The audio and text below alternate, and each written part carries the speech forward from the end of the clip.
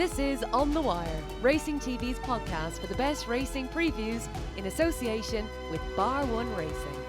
Yeah, hello and welcome to On The Wire. It's a post-Galway and Goodwood kind of review with Ado McGuinness looking back on winning just the two Premier handicaps in Galway. He also had a 1-2 in Sligo subsequently, which is not to be knocked, in association with Bar One Racing. And we will have Johnny McDonald from Bar One Racing. We have Brendan Duke, and we have Fran Berry House. 4 meetings in Ireland this weekend. The Cork cards augmented by Kilbeggan, and we've Downpatrick and the Curragh, which is the main focus of our attention on Sunday. And how was Galway for you? Really good. It was down there 4 or 5 days, whatever, up and down a couple of days, as well as staying down. And I must say, Galway done a great job with the racecourse facilities. I thought there was a great atmosphere, and it's very well organised. And the indoor-outdoor tent, if that makes sense, clear one, really adds to the whole thing. And the weather actually played ball most of the week. And Ado McGuinness had a big week. Willie Mullins let people knows that he's still around, despite hasn't gone away, No, definitely not. Same as Sligo last night, 3 runners, 3 winners. So when he runs them, they just win. And a couple of good young riders, Mikey Shee launching himself on the big time, and I thought it was a really, really good week. And I think the city, I was in it one night, was booming, but it was amazing. Came out at 11:30 one night out of the restaurant, and it was just completely empty. So the curfew is still working anyway, but. How'd you get on down there, Dukey? I got actually, yes, I had a good time on Monday because I was particularly impressed with the lads, because the car broke down just outside Enfield, and as you know, Johnny, Enfield is closer to Dublin than it is to Galway. Much closer, yeah. Indeed. So I'm not a particularly resilient person, and I just went over to buy a sandwich and have a little cry. But the lads. Pierce just put the car in the garage, said to your man, fix that, I'll pick it up in 2 days. Said, when's the next bus from Enfield to Galway? Now, he is a Galway man, so I suppose he had local advantages. Rings one of his friends to pick us up in Oranmore, to drop us to the races, made the first. Then the lads got out the last, a horse of Emmett Mullins, 0-10. We got out in the last. Then we went into town, into a bar, Hughes's bar. We were indebted to the Hughes family. Yeah, we were indebted to the Hughes family because Mike Hughes picked us up to drop us to the races. Then we went to Hughes bar, had a few drinks. In the interim, Pierce has got onto an old college friend of his. Have you got a bed for the lads for the night? Had a bed for the night. Then he put us into a nice French bakery the next day for breakfast cum lunch, brunch, if you will. And then we got the train home. So, I mean, that's pretty impressive performance. Like, if your car breaks down, it just shows you shouldn't just give up. This is true, Johnny Mac, and all the while Dukey was having a cry in a sandwich. Yeah, I heard all about this at Nace on Monday, Dukey. Talk of the racecourse. Pardon? Talk of the racecourse, obviously. Yeah, talk of the racecourse. Yeah, just mentioning racecourses and atmospheres. Nace on Monday had a super atmosphere. I think you'll agree, Brendan, yeah? Oh, the guy who runs that, I'm so bad with names. I know his first name is Eamon, but he is an absolute baller. He just takes care of every little thing, make sure there's facilities for older people. If it rains, there's umbrellas. If it's too sunny, there's umbrellas, as has been the case the last 2 days. Real welcoming atmosphere, has a bit of a band going, bit of a barbecue going. He is a credit to racecourse managers everywhere. Well, we'll get to Mark Boylan's tip from the Racing Post just last week, and our naps in general, just to reference the Racing Post. Richie Forsell had a brilliant article, I thought, yesterday about this, just like, I don't know, this indifference towards actually doing anything about crowds. Because Jessica Harrington referenced how much of an atmosphere there was at Naas, and you've like 40,000 people going to Croke Park shortly. Racing just seems to be caught in this like inability to do anything or say anything, and it's actually quite preposterous at this stage. Racecourses are so well suited to crowds. We're not even asking for, I mean, I was at the Viva Stadium with 8,000 people the other day, whatever. We're not even asking for 8,000 people. We're just asking for a few thousand. It's absolutely preposterous, but it's almost like everyone is afraid to even remotely upset the government at this stage. And because, Dukey, you're kind of nodding your head in the background. Yeah, well, I mean, I know this is going to seem like an echo chamber, but I'm totally struck by exactly what you say. It's almost like they think, well, because we get the 60 million off the government, don't say anything or they might take our money away. But that's not the case. When you hear Blake talking about, was it KPMG did the survey, and for their 60 million they put in, they get a 500% return on investment. If anything, racing should be going to the government asking for more. But it's like, you see, you can't, I've spoken about this before, you cannot underestimate how conservative horse racing is. And they won't kick up a fuss with the government.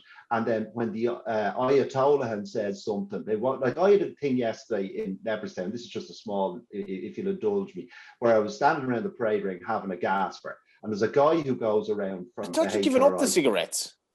Yeah, but I'm back on them. I haven't got many pleasures in life, so I might go off them again. But it depends whether That's the spirit. Continue to go to the races. But there's a guy that walks around and he tells everyone to put their masks on. Now, obviously, it's very hard to smoke a cigarette with a mask on. So I point at the cigarette, and your man says to me, "Yeah, but we're on camera."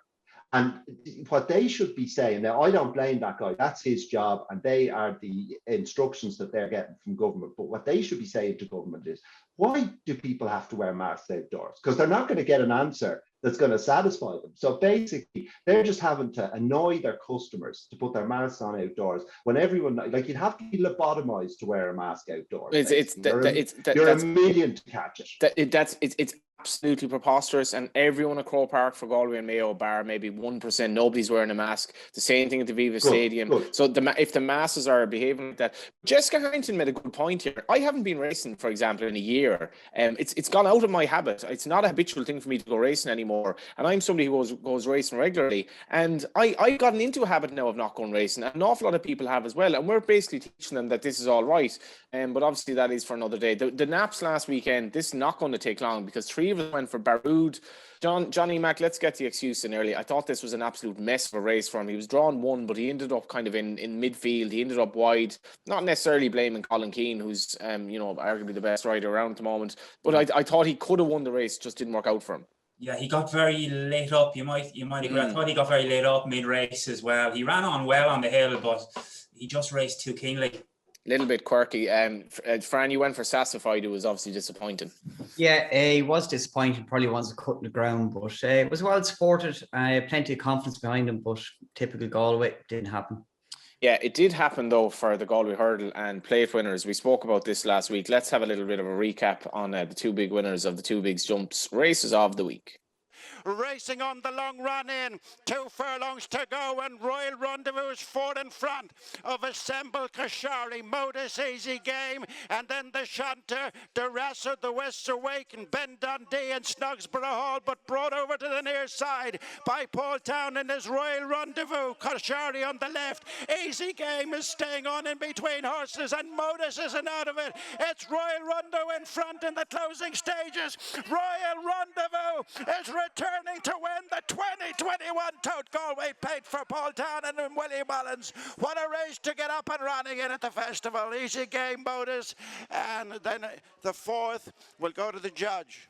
Wide open as per usual. It's Hannon and Hearts are Trump, still the first 2. On the outside is Ciel de Neige, the 3 in a line. Then Cape Gentleman, Milkwood, Saldeer's closing. Then Jesse Evans, winner takes it all. Burning Victory, Soul Pretender, Call Me Lyrene round the home turn. 1 flight left to jump, and it's Ciel de Neige, pressed by Cape Gentleman. Saldeer's on the outside of Milkwood, and then Hannon, Jesse Evans, winner takes it all. Inside the final 200 yards, Cape Gentleman says strongly pressed, 1 from the rail by Saldeer, then Milkwood and Jesse Evans. It's Patrick and Willie Mullins again in the Guinness Galway Hurdle. Saldeer defies top way to beat Milkwood, Jesse Evans, Cape Gentleman, Tudor City winner takes it all. Soul Pretender, Burning Victory, Hannon, Ciel de Neige, Call Me Lyrene, Belfast Banter. And so it goes on. Dukey, Patrick Mullins never won the old GPT, but he's now won 3 of the last 4 Galway Hurdles as an amateur, which is completely insane. But I could not get over the lack of confidence behind Saldier, who essentially won. He defied everything that they said about him pre-race, that he'd be too slow. They put on the cheek pieces. Willie rarely puts cheek pieces on horses. He just travelled like a dream and basically hacked up. Yes, he did. I was amazed at how well he travelled. It just shows you the difference that the hurdles can make. Because when we talked about his performance in Ascot, he was quite laboured. I hope that didn't put you off. Did you keep the faith? I did. You're his #1 fan. I did. Good. Yeah, you don't need much in your favour at those kind of prices. Yes, I was struck by how well he travelled. I did didn't expect that at all, and it was a very impressive. The class angle, just back the best horse in the race, right? I didn't back him, but that's and Johnny Mack. Johnny Mack, Willie won the other race as well. Yeah, right. Rendezvous was very well back. Johnny send off favourite. I was listening to Willie afterwards. If he might have said it, but I didn't hear him. But he was. He said he couldn't get over how well Royal Rendezvous had done in the previous 3 weeks in the run into the race, and he sounded that he told everyone to back the thing. It was a 12-month plan as such from last year, and he was sent off late. He was very, very well back, Johnny.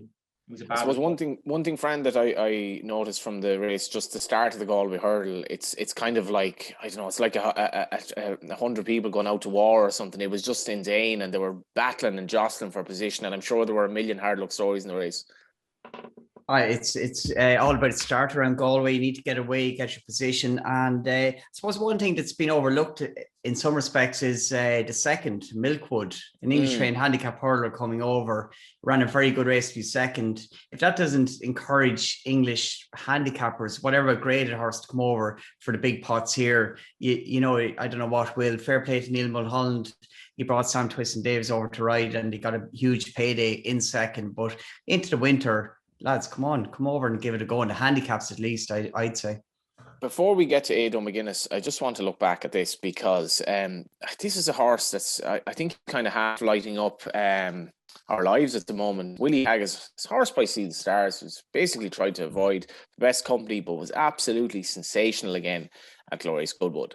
3.5 furlongs left to cover in this Bonham's Thoroughbred Stakes, and up front it's still Tasman Bay with El Drama now matching strides on the right, followed by Khartoum gets a shake of the reins. Tactical Rhythm Master. Baaeed is now making ground on the extreme right, the red hot favourite, followed by Perotto. El Drama has worn down Tasman Bay. Here's Baaeed coming there, absolutely cruising in the hands of Jim Crowley. El Drama looks a sitting duck, and Baaeed just changes his legs there and is soon ahead. Baaeed by 2 lengths. Jim Crowley looking round for dangers, and the horse begins to lengthen away. Baaeed by 4, 5 lengths, 6 lengths. This could be a superstar. Baaeed has destroyed them in the Thoroughbred Stakes. El Drama second, Tasman Bay ran on again for third. Perotto, Tactical, Khartoum and Rhythm Master. Fran, how good is this lad? Potentially the real deal, isn't he? Just really, really impressive in everything he's done. Typical Haggis horse, just brought through the gears in a gradual manner. And listening to him during the week, his comments about him now, it's a Group 1 next, whether it's in France or is he kept on the boil until Champions Day in October, but that's a long way away. He's got to take a big step up now into class, and it'd be very exciting to see how he does it. Just the way he travels through a race so powerfully and at his ease. He's very economical in the way he does things. But when he's let go by Jim Crowley, he's very powerful. And Palace Pier, him, Poetic Flair, good ground. Yeah. But the bad thing is, Dukey, this is a full brother to Hookham, who stayed a mile and 6. Was also obviously a decent horse over a little bit shorter. He only kicked off his life on the 7th of June in terms of racing. Somehow was a 6-1 shot first time out, which would imply that Haggis had gone nowhere near the bottom of the engine with him or whatever. But so this horse should in theory be suited by a lot further. Which if that does turn out to be the case, he could be another Sea the Stars.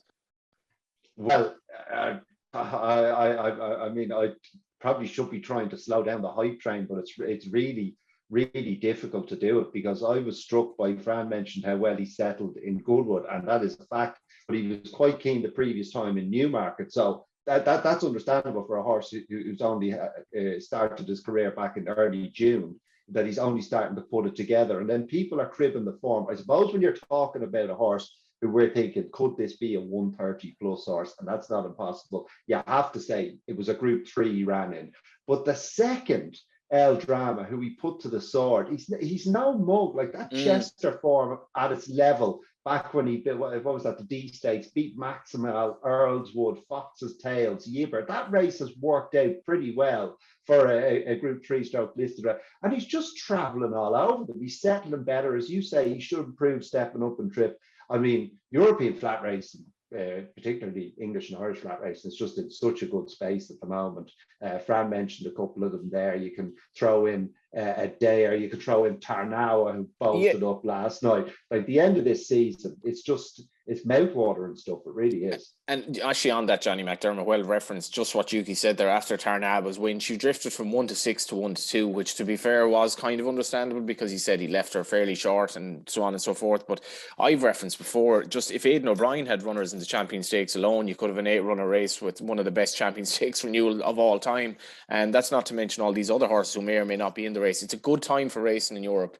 It is, yeah. When you see Tarnawa's entries and the choice available to her, and it looks like she's going to pitch up in the Champion Stakes. It's going to be a huge, huge weekend, Johnny, at Leopardstown. And hopefully, we're still, 6 weeks away. They might get crowd numbers changed. Oh, no. We will not have crowds. We'll have 500 max, and we'll wear a mask even if we're smoking cigars at the racetrack. Let's behave ourselves. I don't know. It's just like, but I do think Irish racecourses do need to kind of grow a pair of balls, to be honest, at this stage, and kind of say enough is enough. We've been amazing. In fact, we've actually had vaccination centres at some of the racetracks. We've gone well and beyond the Call of Duty. The number of COVID cases at the racecourse has been almost none over the course of the last year and a half or so. So let's get our act together now and say enough is enough. We want to get on with our lives here and stop telling us that we have to wear masks outdoors and restrict Galway to 1,000 people when it could have fit 50. Let's get on to Ado McGuinness, who didn't really mind how many was in Galway because he had a bit of fun before and after racing. Ado, how are you getting on? I'm getting on great now. All good, thanks. Where are you this morning? I'm in the Sand Arena here with just looking at a couple of young horses, and then I'm heading the screen to gallop a few horses, a few youngsters. Happy days, and your older horses came through in Galway. Current option in Saltonstall. You've spoken so many times about this, that you're buying these good horses to win these big races, but the Galway record, unbelievable. You had 2 winners in the week, and they were in 2 of the Premier Handicaps. Yeah, listen, it's a bit surreal to have that. Look, we made a plan, and it's great when you make a plan with these horses and they work, Johnny. We threw plenty of darts at the board both days, and it did work. And the first day with a 50-1 winner, the Colin Quinn Mile, in my opinion, he definitely shouldn't have been 50-1 as regards price wise. He was a Premier Handicap winner on the Curragh on Derby Day on his last run. So as I said, I don't make the book, so that definitely wasn't my problem. What did you make of the week down there? Look, when you're having a good Galway, the week in Galway is a great week. There's great racing. It's tough racing. Some people would say it's not. Some people don't like the place at all, and some trainers don't go near it. I love the place. A lot of my owners love the place. They love going there. There's a great bit of banter and fun in the place, and the atmosphere definitely a lot better than it was last year with a certain amount of people there. There was a little bit of a buzz, and there was a bit of music, live music playing at the races, which was great. Just as well, I suppose one of the great things for Galway is that it gives a lot of maybe the smaller guys a chance, and for Keen McRedmond and Mikey Sheedy to get winners in Galway for you is special for them as well and can help launch careers. Yeah, look at Mikey Sheehy. Keane, I felt sorry for Keane the first day because he always rode Sir Jack Thomas and he won the Premier on him, and he was third reserve. I didn't think he was going to get in, and I said, Keane, you have to ride current options. And one of the reasons there was because I thought he had a great chance on the Sunday in the 7.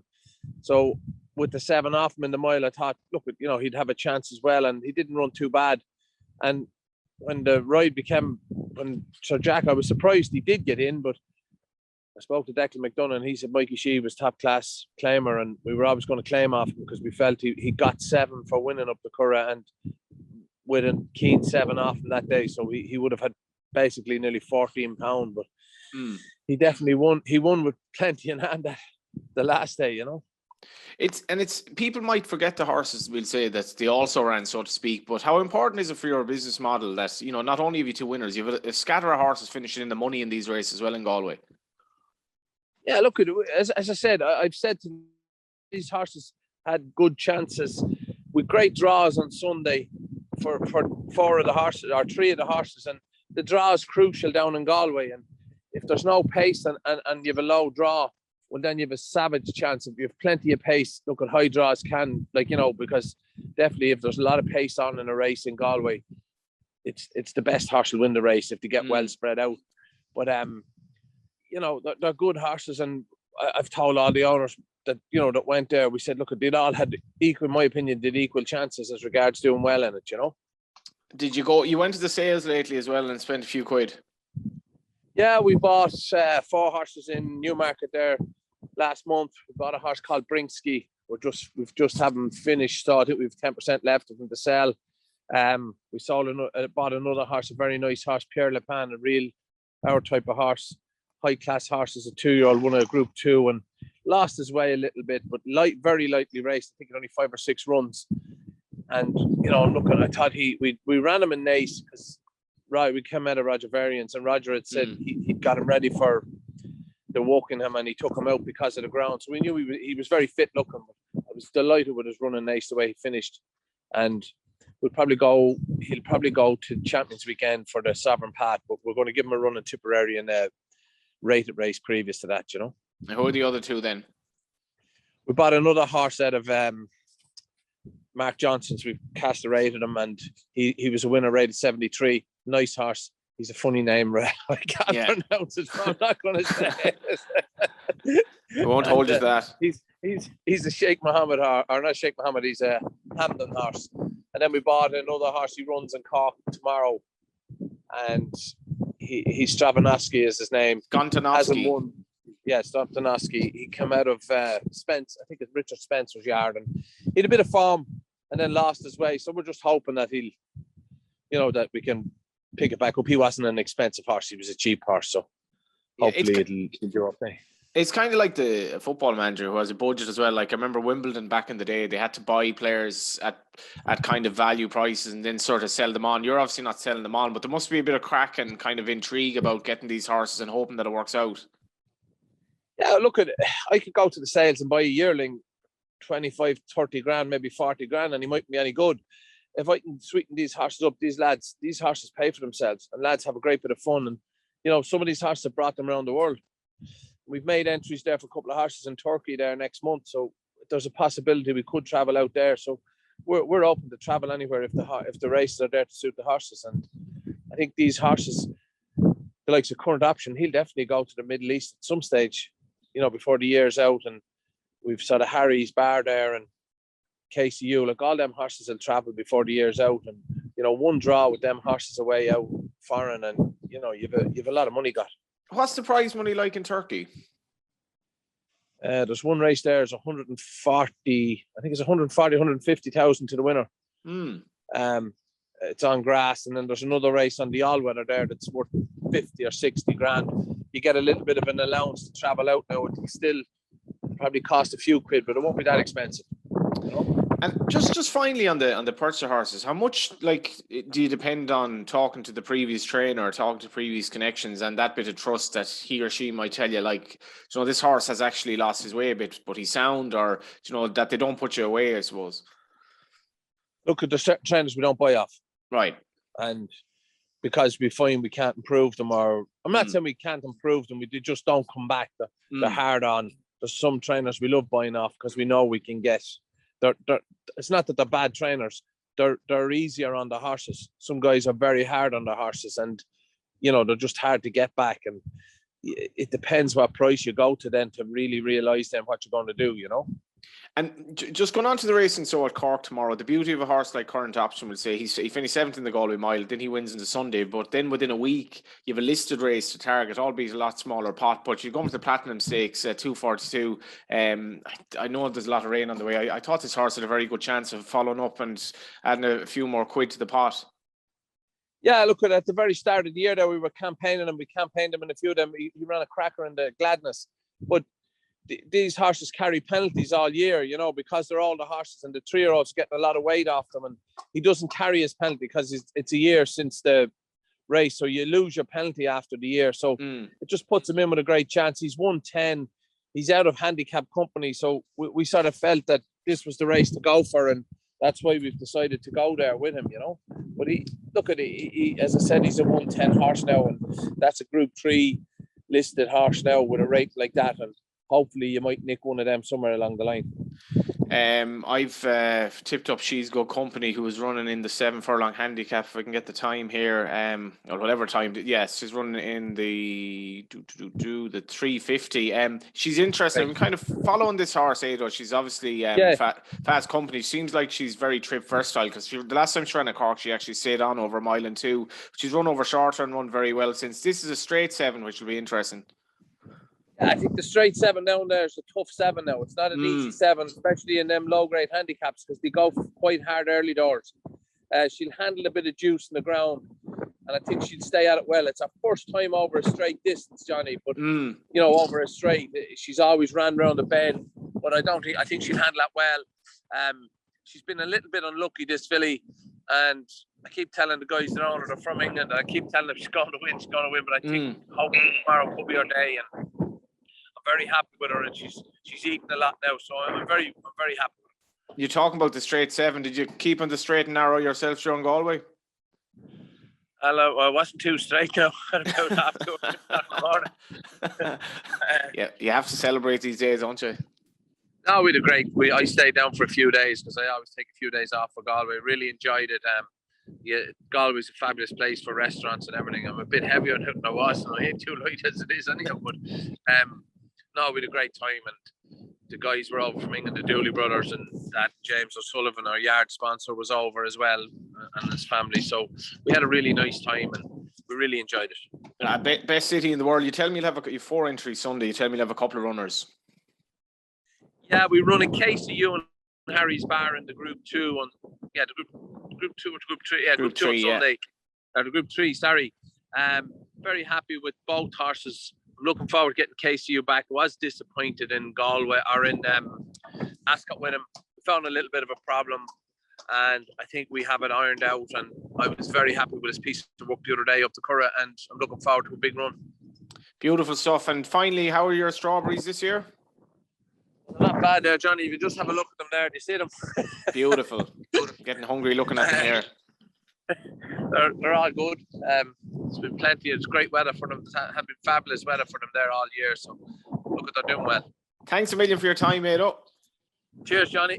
Legend as ever. Have a good weekend. Thank you. All the best. See you later, bud. Yeah, Dukey, this is brilliant. I just love the way he buys these horses. He targets the big races. He wins 2 of them, and he could win another listed race with one of them at the weekend. Ado's going places. Oh yeah, I mean, he's doing a great job with sourcing stock at the right price and bringing them on. And interestingly, just as an aside, when you say he didn't mind that there weren't people at the races, he mentioned to my dad actually when in the real dark times when they were going to the races and there were no crowds and no owners and they'd have to sterilize everything all the way in. And my dad was there. How he found it, he said it's absolutely desperate, and he worried about it for his business model, because his business model is based on an awful lot of syndicates.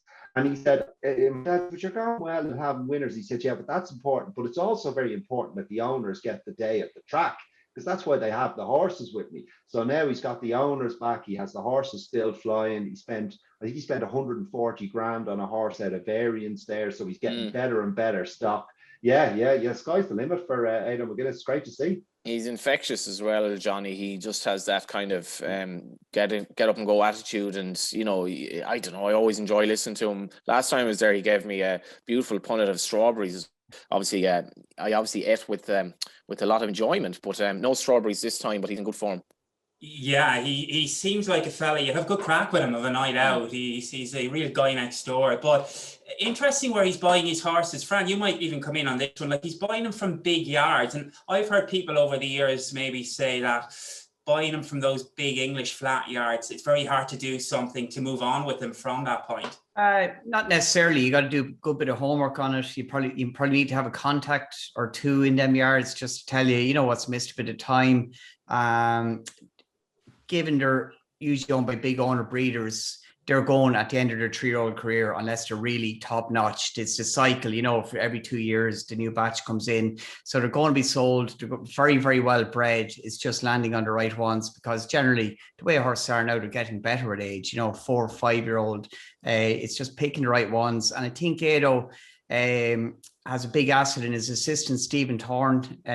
He was in Rafe Beckett's with me and rate him highly. Done a Darley Flying Start course. He's got a lot of contacts, should I say, in England. He organised Shamrock Thoroughbreds and that. And he's brought a lot to the table. I'd say Ado is only worrying about training and owners now. Stephen's do a lot of work in the 100%. Background. And that combination of having a team there, you can see it in his stats. 2018, 28 winners from 19 and 2017, 34 the last 2 years, and he's already on 28, and the proof is in the pudding. He's obviously, I was speaking to Stephen during the week, actually, be a good pal of mine, and he said they'd love to get into more yearlings just to prove that they're not a recycling outfit for well-bred, tried horses, and they've had success with 2-year-olds as well in the past, so be interested to see if they can maximise that on the back of some great success. But it's great to see, and like people go on in Ireland, it can't be done, but Ado McGuinness, William McCreary, Johnny Murphy are all proven it can be done if you've got the right abilities and a team around you.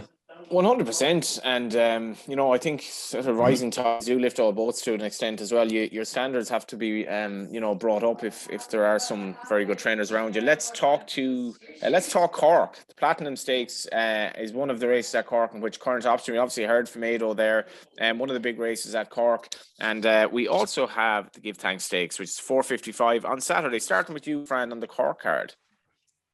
Cork on Saturday. Let's get my notes here.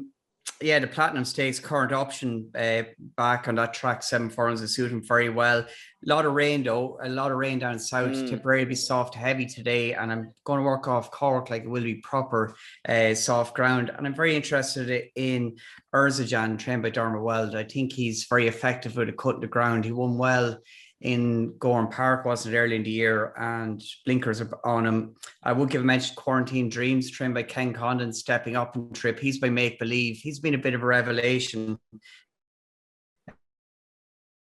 since dropping to 5 and 6 furlongs. Ran very well behind Romantic Proposal when last seen. Interest to see him up to 7 furlongs for the first time, for all that he did seem to get sharper with racing. And the 4:55, that Give Thanks Stakes, Le Petit Coco with the ground is going to take quite a bit of beating, I'd imagine. In Silence Please only ran last night. Thunder Kiss is considered a course winner, but might be better on better ground possibly. And Willow won't mind a cut in the ground down the bottom for the 3-year-olds. Yeah, it is interesting, Johnny Mac, because I like having early bets on this on the basis that the ground is going to change, but then you do run the risk of a spate of non-runners as well. I was going to bring the bike down to Galway there this evening, but then I looked at the forecast and that's like, no, what would have been Galway and it's forecast rain? I'll just bottle it and not do it. But there's a lot of rain forecast from Mallow as well. Yeah, I look at I'd say bottle it being the operative word, Johnny. Okay, just on to Johnny there anyway. So go ahead, Johnny. The Met Aaron app is indicating we're going to have unsettled weather, I think, for the next few days. So I'd say the ground will probably stay as it is down there. And I thought one was interesting on the card, 10-10-20. It won at Sligo during the week. It hacked up at Sligo. It's going to be short enough. Colin Keane rides it again, but John Murphy has declared it in the 7 furlong handicap. What do you like in the card, Dukey? It's a decent card. That 7 furlong listed race, Current Option, trying to repeat last year's win. I thought he'd nearly do it. I mean, he arrives in good nick. He gets a decent pace to run out here. Ground, no worries. Urzajan just looks a bit tripless. Maybe the ground will help him. Soul Search. I don't think she's a warrior of the turf. I could see Quarantine Dreams of theirs, but I thought Current Option was just doing enough. The 350, this Carlsberg is very interesting. Now, this will be in a stack of notebooks because she had her first run in the handicap on Irish Derby weekend, 33-1, finished 3rd. Jockey said she ran green. Now, that was fair enough, actually, because she does have quite a high head carriage, but he never hit her. She was due to run in Galway, Dukey. Oh, was she? I didn't know that. And what happened there? I don't know, actually, just didn't run anyway. It was pulled out. It was definitely declared. Oh, okay. Well, let's hope she turns up in Cork on Saturday. As I said, he never picked up the stick to her, ran on for 3rd. That was over an extended 6 furlongs. Shapes like she'll enjoy this step up and trip. There's a very slight drop in grade. She got £5 for finishing 3rd. I'll grant you that, but it was only the 4th run of her career. And at this level, she must have a right chance. The 455, as Fran has already referenced, very competitive heat. I actually thought Thunder Kiss might just do enough, even with the penalty. She's an improving filly, stuck it out well here on penultimate start, and probably arguably even a better effort over 10 furlongs at the Curragh, trip short for her best, but she wasn't beaten far at all. And in the last 525, this Monty's Way, I quite like the look of him on the television. I know it's hard to tell, but he looked at Grand Stamford horse on the telly in Killarney. He was too green to do himself justice there. That's obviously a very difficult track for newcomers. He might just need another run before he's fully clued in, but he's going to be a working man's price. And Joseph O'Brien is in rampant form, so I'll take a chance on him. Of course, it's working person's price. Just to correct yourself there. Okay. Yeah, in relation to that race, you were tipping up the Crawley runner. I do like She's Go Company for all the fact that she's had plenty of chances this stage. I think, as Ado said, straight 7 will take a bit of getting the ground, will make it a test. I think she's very genuine. Fast Company filly. Could see her winning over hurdles. Drawn 19 will be fine. Gavin Ryan in the plate. I can see her definitely being the first 4. My nap's actually at Kilbeggan, which we'll get to later. Anything at Kilbeggan, lads, before we get to Sunday? I thought Ask Niall was interesting in the handicap chase, Johnny. He was second in the race, I think it was 2 years ago, and he's rated quite a bit lower now. And he good run in the Kerry National last year. He's good form around Kilbeggan, actually. He could go well at a price, Ask Niall, in the handicap chase. Beautiful. And Johnny Mack's been in good form for the last, basically since this podcast started. So last night at Kilbeggan. Let's get to the Curragh. The feature is the Keenland Phoenix Stakes, which was won last year by Jessica Harrington. They're racing towards the final 2. Spread across the track, Giorgio Vasari, the white cap. On the far side, running a big race, Aloha Star, Lucky Vega, the Learjet is in between horses. Then comes Steel Bull with St. Mark's Basilica, racing inside the final furlong. And with a sweeping burst, it is Lucky Vega who has raced to the front in the Keenland Phoenix Stakes. It's all over as Lucky Vega wins impressively. Aloha Star, the Learjet 2 and 3. And then St. Mark's Basilica, and after them, Laws of Indices. Yeah, Fran, again, proviso ground-wise here in terms of, some of these obviously would have concerns on that score. What are you liking it? It's a renewal of the Railway Stakes effectively with some of the main forms, including Go Bears Go, obviously, Dr. Zenf and Castle Star. Big time. And I suppose you can look at it every way. Castle Star missed the start. It was good ground, quickest ground he's really raced on, and he ran home well to be second to Go Bears Go, hanging quite badly at one point in the race. The more rain that falls for him will definitely enhance his chances. Go Bears Go looks very uncomplicated, straightforward. He kept it very simple and ran straight and through down the middle. How he'll be with a cut in the ground. Cody Bear actually, he's won and soft at Ascot. Cody Bear was a horse that didn't mind a cut in the ground, so you would have hope for him with that. And Dr. Zenf, I thought it's interesting that Gerline's only declared the one horse first, Johnny. He'd Beauty Inspiring as well. I suppose he didn't want to split his deck. Maybe Beauty Inspired the way he shaped last day. Will he go from the National Stakes, possibly up a furlong and trip? And they've gone here with Dr. Zenf. And I'd be prepared to forgive Dr. Zenf. He'd done a lot wrong the last day, and he looked quite light in the ring, like that run. Initial experience of running the first day left a little bit of a mark on him. He might be all the better for that run 43 days on. Race to watch for me. I would give Ebro River a mention for Hugo Palmer. Didn't run too badly in a bunch finish behind Asymptomatic the last day. Galileo Gold's his progeny do actually enjoy cutting the ground, but it's a wide open race. As you said, it's a rematch of the Phoenix Stakes, and which one you land on, it probably land on Dr. Zenf, possibly. Yeah, I imagine, Johnny Mack, you won't be abandoning your old friend Castle Star. No, I actually looked back on the Railway Stakes again before I came on. He just got out of his ground. Fran mentioned he missed the break. He got out of his ground. He made up a lot of ground, and that was a bit wayward. He drifted right, Fran, didn't he, under pressure? But I fancy him to reverse the form with the English horse. Dukey. Yeah, I just cannot get away from this Go Bears Go. I mean, the ground is currently good, so we're probably not looking at soft ground if it's only the showers that they're expecting. I'm amazed it's good at the moment, actually, but that's what they're giving it as. But even if it does, this horse is proven on soft ground. It was probably undone by inexperience in Ascot. He just looked around at a vital stage, and he absolutely bolted up in the railway, and I'll be shocked if anything can turn that form around. Yeah, I think the I suppose the surprise in hindsight was the price that horse was sent off in the railway, because there was so much hype about the others in the race when, obviously the form was there. If we just get on to the Phoenix Sprint Stakes now, Dukey, I thought Ado on a case of you was interesting. He's willing to exonerate and disappoint one last time. Tongue tie on, will certainly enjoy whatever rain befalls. Definitely. If you are forgiven, then I really don't know what happened in Ascot. I was so disappointed, but it's only one run. But unfortunately, he's up against another potentially right good 3-year-old here in this light refrain, who also disappointed in Ascot in the Jersey Stakes. But either side of that fourth in the Sandy Lane form in Haydock is roasting hot sprint form.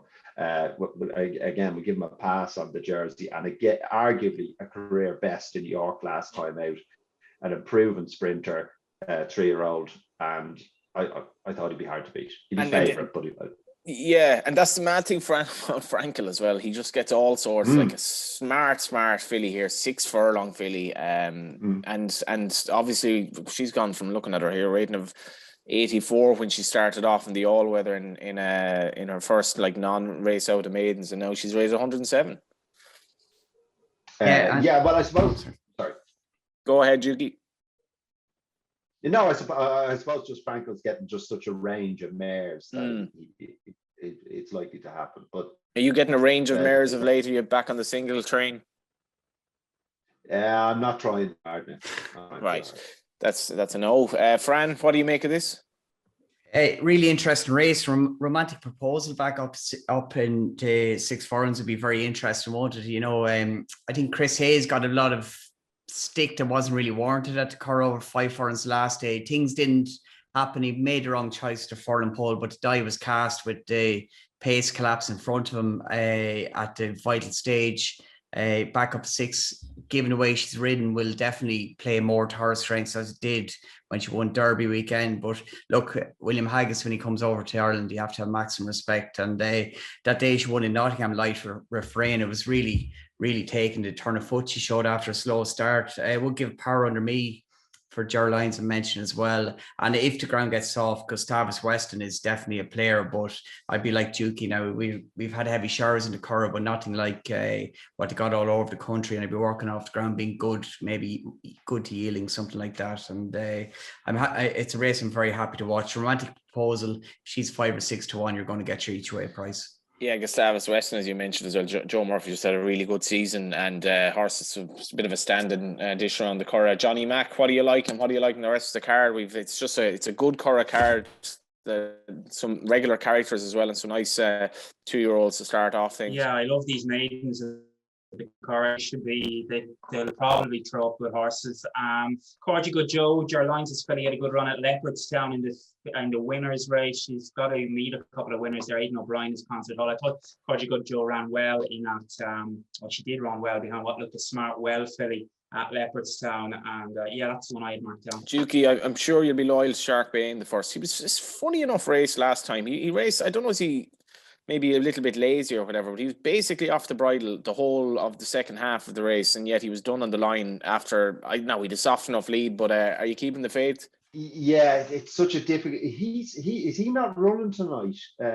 He's in Tipperary tonight in a listed race against the horse that beat him, actually, John the Baptist. So I don't know. There we go.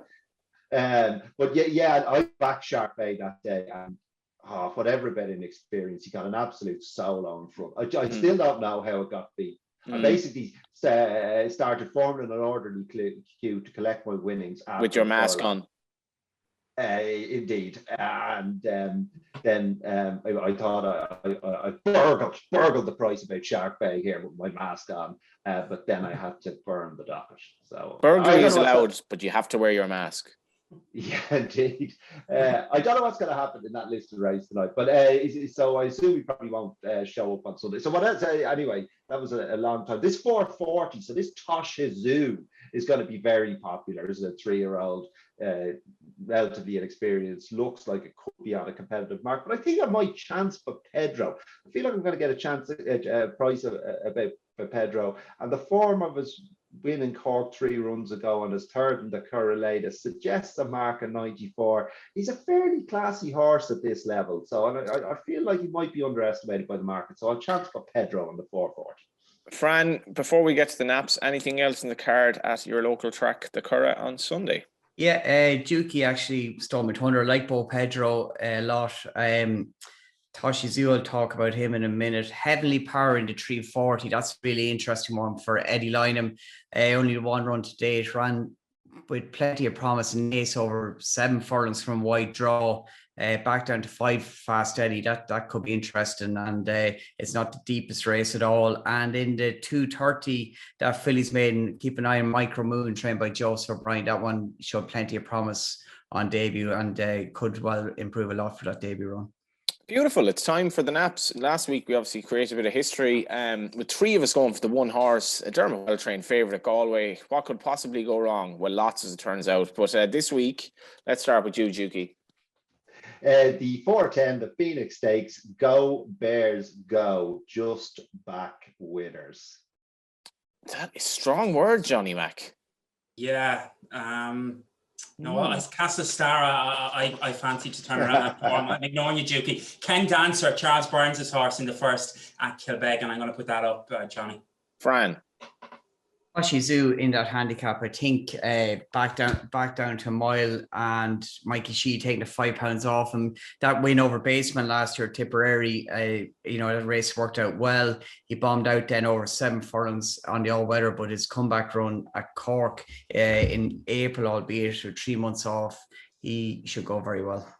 Yeah, I'm say keep your horse in the worst of company and yourself in the best of company. I've certainly half achieved that in life anyway. The 6:15, the Mahon Hospitality Group New York handicap hurdle, how they ended up sponsoring at Kilbeggan in the 0-95 second division. Who knows? Wrong Way Harry doesn't matter or doesn't care. I think he'll win. I think he'll take an awful lot of beating. He's no star, but this is a terrible race, I think, and Profound, who won last time, he's going to be gazumped, I think, by the rain. Lads, thanks a million. Thank you, Johnny. Thanks, lad. Thanks, Johnny.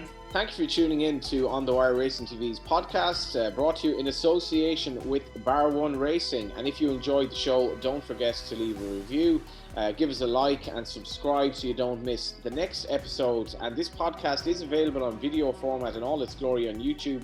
And you'll also find us on racingtv.com and on audio at Apple Podcasts, Spotify, and numerous other platforms. Don't forget, if you are having a bet this weekend following any of our selections or so on, gamble responsibly and do visit begambleaware.org for more information.